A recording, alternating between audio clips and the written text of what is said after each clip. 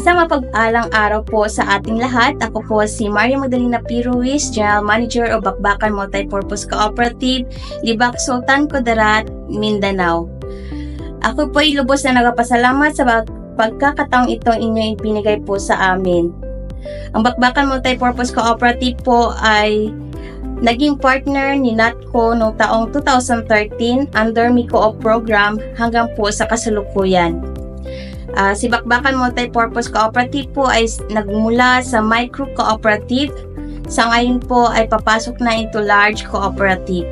Dahil po dito ay nagkaroon po ng pagkakataong lumaki si Bakbakan MPC dahil po sa tulong ni NATCO na ipakilala po niya sa amin ang eco-op bunker na siyang naging tulay at daan upang magtiwala pa po yung aming mga member.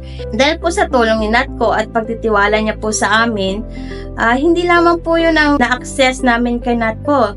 Education, training, technology, mas madali po yung pagkuha ng member information system dahil po sa ating eco-op bunker, real time, kumbaga friendly po yung ating system. Naging daan din po siya sa mga partnership kasi paghingi po ng data, maibigay po kaagad natin. So, mas nagtitiwala po yung mga partner natin. Pag sinabing NATCO, eco-op bunker, mas na-appreciate po ng mga partners na, pag NATCO na yan, sigurado, legal po si kooperatiba. Mga system na ginagamit po natin, but then sa governance, standardization ng ating mga policies, products and services, yung mga logo natin sa integration, isang malaking tulong po yun siya sa atin.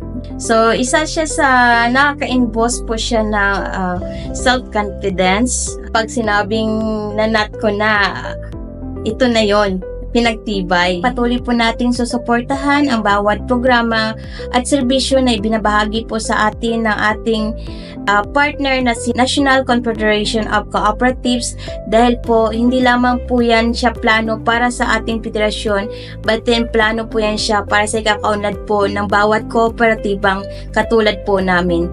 Kahit po lubos na nagpapasalamat sa bawat programang ito na aming naitangkilik mula kay NATCO.